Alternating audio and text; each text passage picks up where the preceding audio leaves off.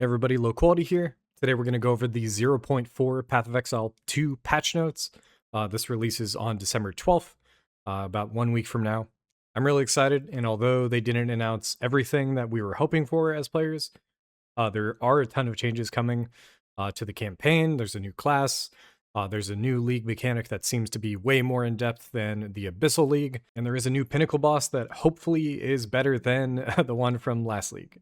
Really did not enjoy the Vessel of Kulamak. Hopefully, Ziri has a bit of a more fair fight for melee, but we'll see. This review is going to be from the perspective of a warrior player, maces in particular.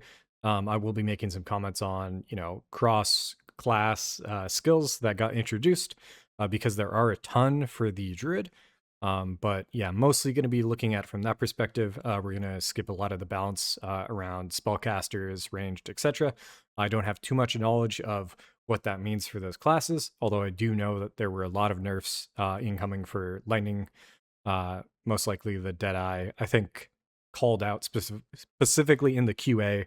Lightning Rod got nerfed. There's a lot that seems to have gone from multiplicative and gone back to increased damage, etc. But yeah, we'll get there when we get there. To start off, we're going to look at the Fate of the Vaal League. So basically, they're introducing the concept of an incursion. They're not calling them incursions, but on maps, there are going to be 5 locations spread out around a map.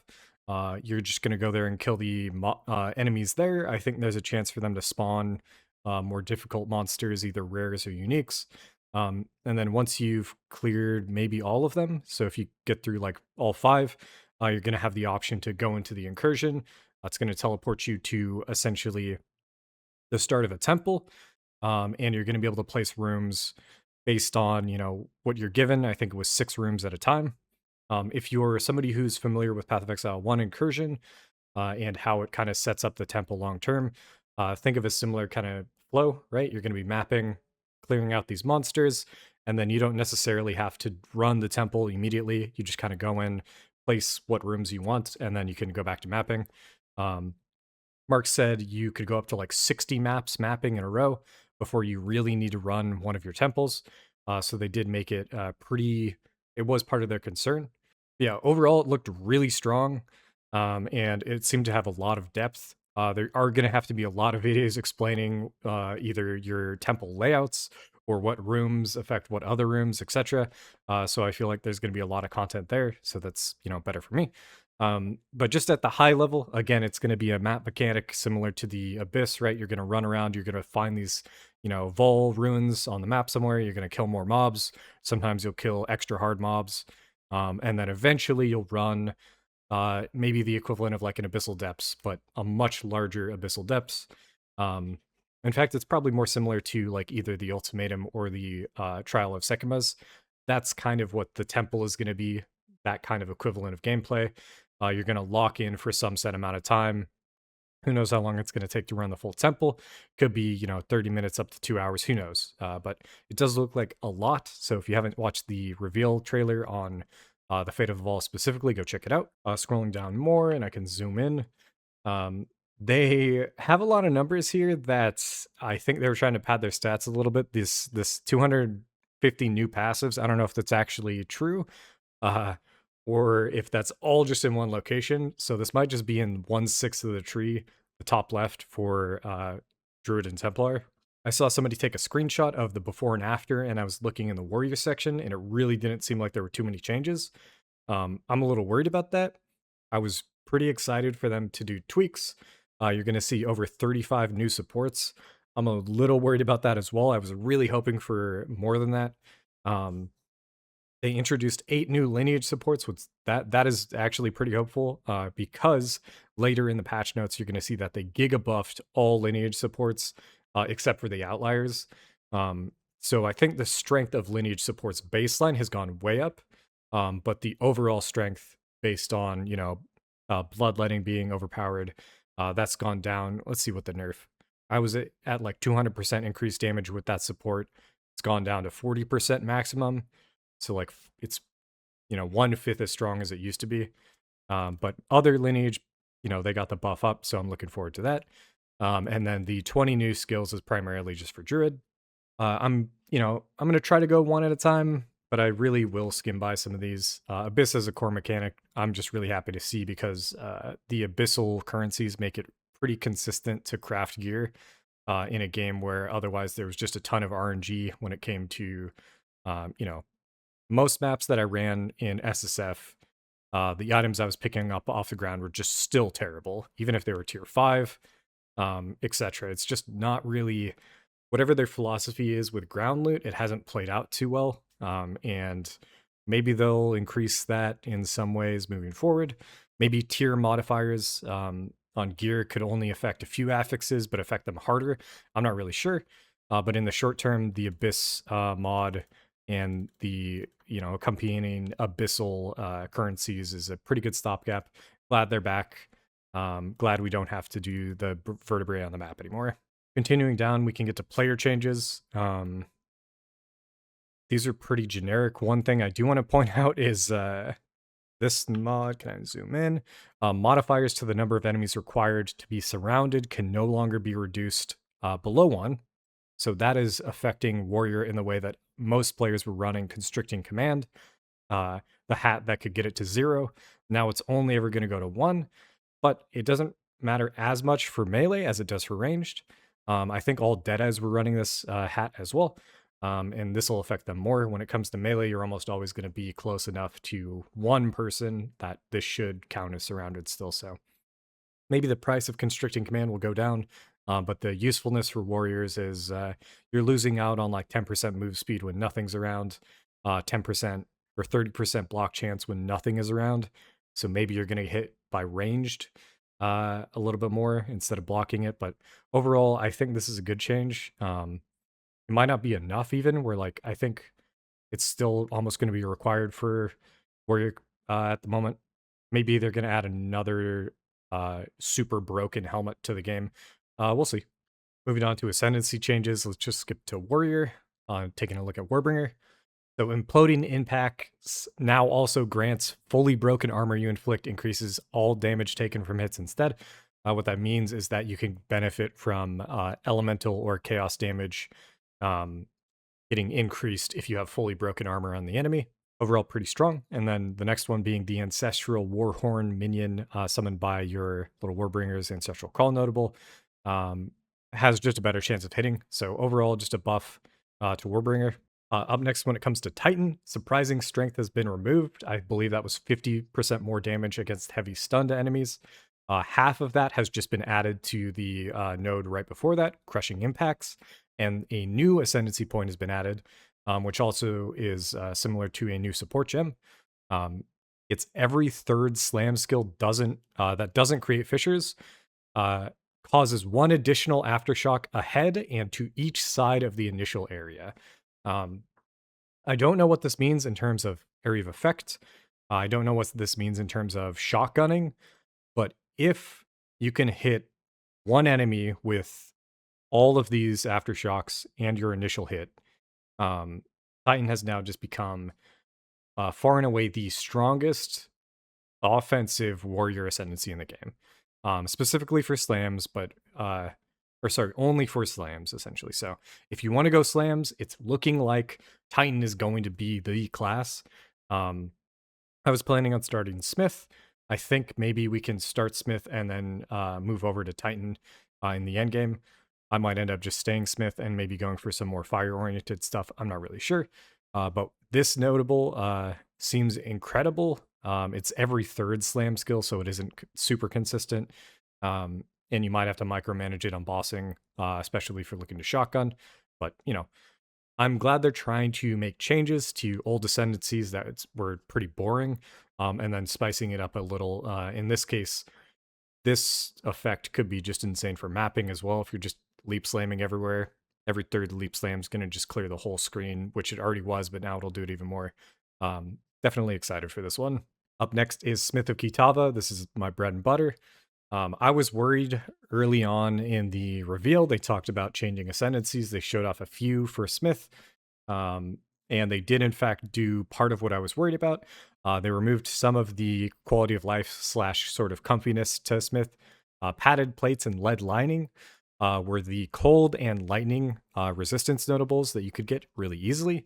When it comes to campaign, you're not going to have as easy of a time maxing out your reses in Act 2 at least.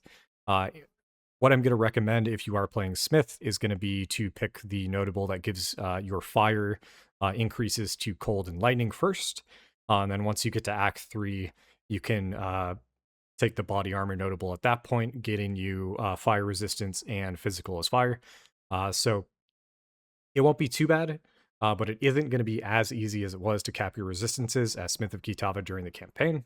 The trade-off for that is they changed a few other notables. So there's one related to glory generation.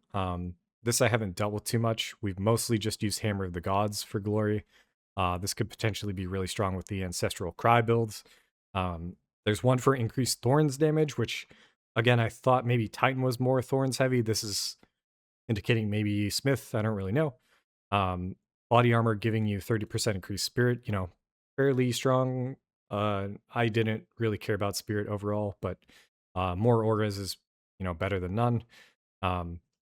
This one is pretty big. So internal layer now reduces critical hit damage by 100%, previously 50. So you could just spec into this and then do all the crit maps you want.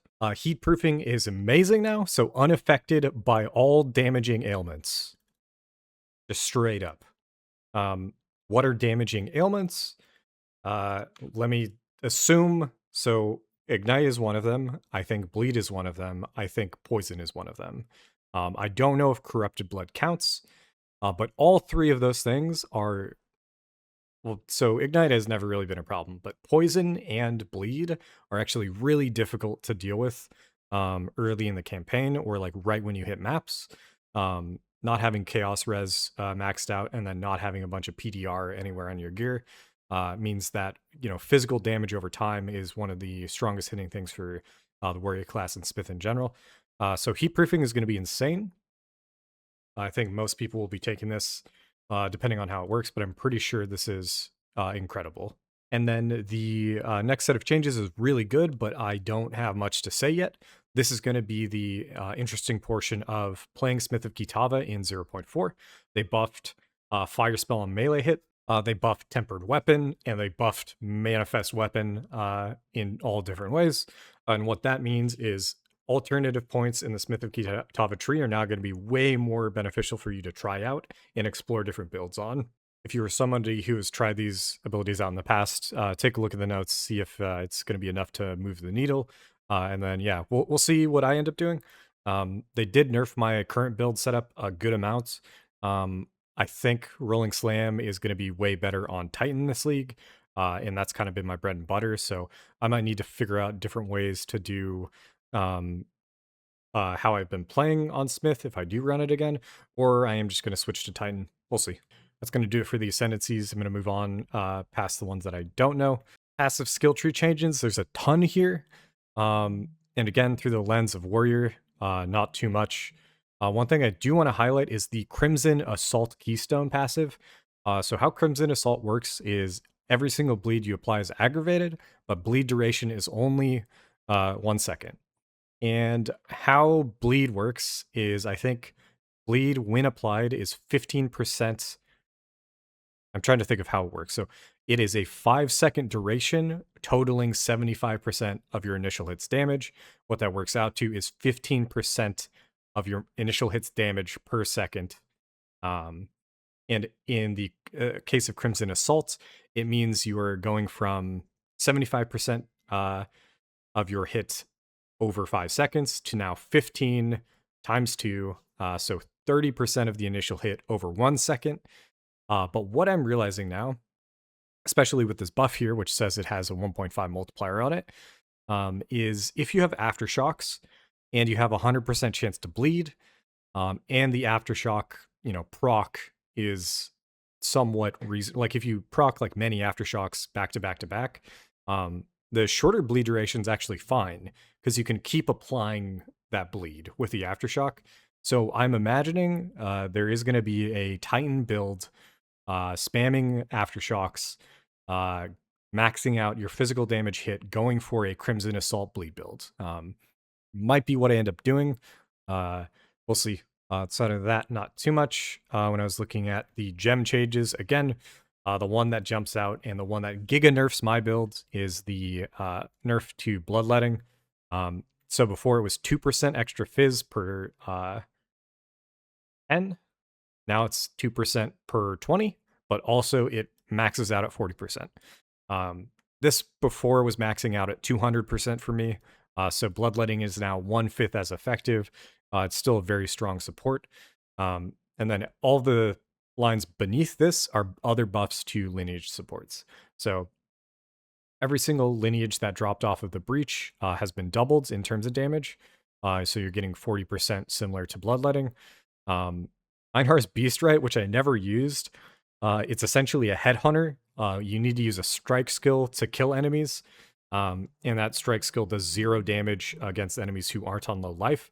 So essentially, you whip this out right before you need to kill something, and it gives you 2 of its modifiers. Before it was 40 seconds, now it is giving them to you for 5 minutes. I don't really enjoy using Headhunter, but this seems like an insane ability. And something I was thinking about is if killing these bosses and like killing the end game breach bosses is going to be really strong. Breach maps where you go and you progressively kill the rares throughout the sort of breach fortress, you could use Beastrite and instead, if you don't have a headhunter yet, and then just get a shit ton of rare modifiers before you actually hit Zest, and then just use like, you know, all the extra rare mods to kill them real fast. I think that's possible. I don't think it resets, so maybe options there. Urk smelting, before it was a 2% per armor break, now it's up to 5%. This was pretty strong. I just had it on something that was just kind of auto breaking armor, really good. On the Citadel, I think matters a lot for Warbringer and Slam builds, Shield Wall builds. I didn't use it too much, but removing that those negative modifiers is huge. And there is something here that I am really excited about, which is Calm's Madness. So Calm's Madness, the damage reduction got reduced in half. Before it was reducing the damage of the skill by 40%, now it's 20. And I was using this on Sunder. Instead of, right now I was using Map Clear, I was using Earthquake, which is really strong because of the sort of asynchronous nature of you dealing damage. Like you hit and then eventually you deal damage. That plus Aftershocks means you're always dealing damage, always have leech up, etc. I really liked Earthquake, but I don't super enjoy running the same thing every single league. So with this buff to Calm's Madness, I might go back to trying out Sunder. I also might be looking to use some of these weird sort of, I don't know what mechanic they want to call it, but the one that they gave to Titan, the one where there's like an aftershock, but it's almost like nearby aftershock.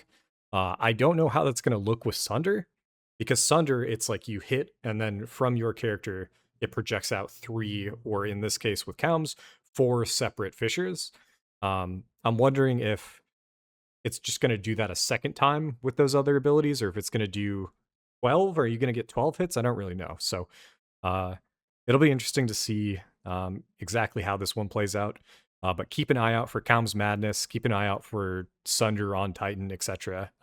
As well as maybe the support gem that causes this effect. Outside of that, I don't have too much to say on these other supports. Let's see. Impact Shockwave, there was some stuff happening here that I wasn't super aware of. It should now scale with area of effect and area damage. Impact Shockwave was still strong regardless. If we scroll down to skill changes, almost nothing was really hit. Just kind of minor buffs all around. For Ancestral Cry, you get a bit more damage on the Volcanic Eruption, as well as some more clarification on the Volcanic Steps. Volcanic Eruption, I could easily see there being an Ancestral Cry Molten Blast build just popping off. I don't know if anybody made it in 0.3, but it could 100% come back in 0.4 and just go crazy. Armor Breaker got buffed a little bit. Outside of that, I didn't feel like any of the abilities I was using got touched. Rolling Slam, Sunder, none of the slams really I feel like were mentioned here. So overall, just changes to a lot of other classes. Sunder did get a buff, 40% base attack versus previously it was 35. And then Supercharged Slam. I don't know if I'm ever going to run Supercharged Slam. It did get tweaked. I don't know exactly what this means. If this means you just have to channel for like 1 less second, basically. But Overall, not too much when it comes to the warrior in terms of skill changes. Onto unique item changes, what they have done, seemingly again, is gone back on their nerfs of endgame boss uniques, and across the board buffed almost every single unique that drops from you name it, right? Ultimatum, Breach. I don't know if Trial of the Sekimos, I think, got hit. Um, let's see if the did it. Yeah, it touched Olroth. So the expedition bosses, I'm assuming every single boss unique. You can kind of scroll through here and see each of them. But it seems like there's going to be way more chase. I don't know if these are going to be more rare now, or if just some of these are going to drop with these better mods versus something like the Adorned going back up to 150. Maybe that'll be a bit more rare. I don't know if they tweaked this in the past either, but just tons and tons of changes, buffing uniques in the way that I feel like players want. I'm going to make one call out here. So the Hammer of Faith now has 300 to 350% increased phys damage. Previously, it was a little bit lower than that. I had already seen players trying out this hammer, but it's the one that gives you a shrine buff over some amount of time, and you could dual wield it. I did see players on PoE Ninja dual wielding 2 of these, which means you just always had your shrine buffs up. So again, if you're somebody who likes unique weapons, maybe look at some kind of Hammer of Faith builds if you're on the warrior. But otherwise, most of these are not for warrior. The Zoph's Blood is really strong. You get a ton of fire resistance, and then enemies in your presence have -25 to fire res. So maybe for Smith, but most of these other uniques are for different classes. Something that the Titan could easily end up running is actually the Brass Dome now. So 700 to 800% increased armor, previous 400 to 500. The Brass Dome rolled down your maximum elemental res, whereas in PoE1 it was actually increasing it, but -1% max is not too bad, especially if you're going for armor applies as elemental. So the Brass Dome plus Titan could be really strong. Look out for that. Continuing scrolling, again, just every single end game unique from any of these bosses got messed with. Grip of Kulamok, the ring, I think, that nobody was really using unless you got like a giga roll. It seems like they tweaked it a bit, so we'll see if that makes a comeback. Moving on to item changes, they are tuning how they are talking about runes and augments and idols and whatever the heck, talismans. I have no clue exactly what name they're going to end up with, but basically, they are introducing a limit system on a lot of the runes that used to exist, so that you can't just fill every single slot with the same rune, is my guess. This is going to affect the price of these things. You're not going to have to shell out like 90 divines for a single pair of boots anymore just because they're limited. I believe they also said in the announcement they've introduced new ones. So there's going to be new corrupted soul cores from the temple, as well as new runes from, I can't remember where else, but other mechanics in the game as well. So hopefully we can get something that'll replace, basically if you wanted like a bunch of moves being on your boots, you can put one rune in there that'll do that, and then a second one that maybe does it, but in a different way. So you're not only going to just be stacking really basic modifiers anymore. Now you're going to have to get a little creative. Moving on to some of the bigger changes. And again, this was in the QA that they talked about it, but they massively rescaled caster modifiers. I don't want to talk about it too much outside of the fact that staves are now going to be way more damage heavy. So if you want to go damage on casters, you're going to go staves. If you want to go offense defense, you're going to go wand foci. When it comes to warriors, across the board, they seem to be buffing the bases, not by a whole lot, but like by a good amount, and then introducing some kind of crit-oriented increase on the Ruination Maul, which already had some kind of crit affinity to it with the implicit. I don't know exactly how much more damage this will be, maybe minor, but just good to see that they're looking at tweaking the curve while leveling. This will help while leveling a little bit. They did change the implicit on Totemic Great Club. It used to crush. It now has War Cries Empower an additional attack. This is pretty good quality of life, especially while mapping. They moved the crushes implicit onto the Forge Maul and Anvil Maul, so if you like that instead, you can always just swap to one of those now. And then we do finally get to one of the hot topics in the community, which is plus level of all skill gems. Again, in the QA, they referenced this. They said it was a problem. They described it as the reason they wanted to have it is to have a multiplicative kind of required modifier for casters, similar to how increased physical damage is for melee. They didn't really explain why they kept it on melee weapons as well. But I really don't care about this modifier. Like all the modifiers in general are, they've always been required for me, right? I think about items as like if there is a BIS version of it, then every single modifier on it's required. So never really affected me. Mark did point out that for staves, there's no real alternative, where for melee there is maybe, but like for melee, there to me there isn't. Like it's just still that strong. So I don't see it that way. Anyways, they nerfed it across the board when applied by essences. So perfect essence of battle now only grants +3 to one-handers and +5 to two-handers. They don't make any reference that they nerf the like base modifier. So what that means is if you roll a T2 plus level, it should still go up to 6. And then if you roll a T1, it should go 7 to 8. Or I think it's just 7 capped out. So they are removing some of the power from deterministic crafting, but it still is really strong. I still am going to be, deterministically crafting a really good, strong plus level 2 attack skills at some point in the game. They just kind of nerfed it a little bit. So hopefully that'll give the community something to kind of chew on for a little bit while they make changes, add different modifiers, etc. Moving on to endgame changes. They've tweaked a lot, talking about how they want less overwhelming amounts of monsters. So they're reducing the amount of monsters that you're going to see in endgame, but hopefully increase the amount of rewards that they drop by the same amount. We'll see how that plays out. They're moving a lot of power away from instills on maps and desecrations on maps. Those have been removed, and instead you are now supposed to just take the map, take a bunch of tablets, and all of the power is now in the tablets. So because you can run one tablet 10 times, I think, they have like 10 charges. You do it 1/10 as much of the time. You're going to be rolling these tablets up to a power level that they couldn't before. Once you kill Arbiter of Ash, you unlock the ability to add 2 extra modifiers on your tablets. So each tablet has 4 modifiers. You can have 3 tablets per map, going up to 12 total modifiers. And if you weren't here for the second half of 0.3, they did a lot of tweaking to them. You don't need to put them in towers. You just put them in the map device. They just boost your map. They're kind of insane. This change is insane. I'm really excited to see how this plays out. I'm a little worried with the decrease in pack size, but we'll see how it goes. Moving on, getting to monster changes. I didn't look at this too much, except for this first comment. Bosses now have anti-burst damage mechanic, and they've introduced this before with Harvest, I think, in original POE1. It may have been introduced in other ways. I have no clue how this is going to feel. We're going to find out, but I'm really happy I cleared Hardcore SSF yesterday.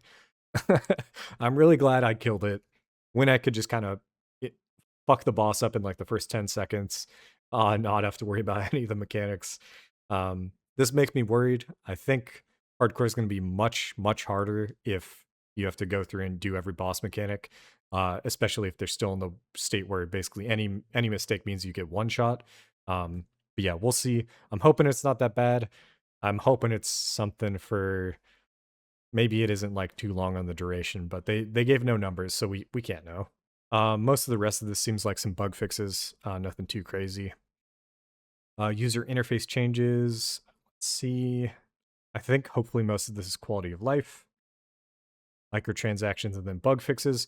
The one final thing I'm going to talk about is that they did not reference in the announcement today, nor in the patch notes, the ritual tablet drop rate. It was the thing I posted in the Ziggy D Q&A request, like question request thread. Nobody wanted to hear about it. They didn't talk about it. I'm assuming they just fixed it. So I'm hoping we can go into 0.4 endgame and you're going to see ritual tablets dropping. If they didn't fix it, and we start the game without it, my mind will be blown. So hopefully it's good to go. But that's about it. Nothing else too crazy here. that is my 0.4 overview from the perspective of a warrior. I might have skipped a few things here or there, but high level is I'm interested now in maybe doing some Titan, just because it looks to be like the primary slammer ascendancy. Smith of Kitava got tweaked in a way that if you are going some fire based builds, or you want to try out, cast fire spell on melee hit, maybe there's something to do with the minions, but I still think the minion just doesn't have enough support yet. Maybe try out Smith. The changes to the resistances during the campaign, they're going to be a little hiccup, but Smith is still going to be the quality of life for leveling. You're going to be able to get as much item rarity as you want on your gear headed into the end game, heading into maps, etc. It's going to be super comfy. So if you're a new warrior player, try out Smith. If you're experienced or you're just somebody who's always played Titan, try Titan out again. Titan seems to be like it's going to be crazy this league. And when it comes to what if at all this changed in my approach, I think I'm going to go maybe build guide wise for a bleed Titan, some kind of rolling slam, crimson assault bleed Titan. But otherwise, I'm excited. The reveal of the Atlas of the Vaal, or what's it called? Let's get back up to the top real quick. The fate of the Vaal League. I hope I really enjoy running the temple because it looks really good. I just played a ton of 0.3 where the end game wasn't really uh, fleshed out in that way, right? Like it was just kind of mapping, and then there was a period in time where I ran a bunch of trials, and I would much rather be running the temples as opposed to trials, I think. So we'll see how it goes, but that's going to do it for me. Hope you guys enjoy the content, and again, like, subscribe whenever you get a chance. I am really trying to grow the channel. Yesterday, we just cleared hardcore SSF, killed every boss. The only thing we didn't do is Simulacrum, tier 100, tier 150, whatever. I don't care about Simulacrum, fuck it. When it comes to everything else, we did it. I was super happy. Anybody who was in chat, I was like super grateful. Everybody's just hopping in, but we're gonna try to keep it going into 0.4. I'm going to continue to do videos, maybe doing some theory crafting on what we're singing, depending on when POEDB gets any info.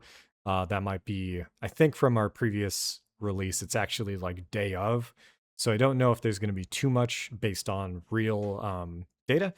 But given that we've already seen a few support gems, as well as a few skills that might cross over with a warrior, I'll probably do a breakdown of, here's how I think this Warcry setup on the Druid could affect a weapon swap build for the warrior, where you like Warcry, you weapon swap Warcry into a Druid, to then increase and empower all of your attacks when you leap slam back into your mace build, and then you just go crazy with a bunch of Warcry buffs and stuff like that. We'll see. But again, thanks for hanging out, and I'll catch you guys in the next one.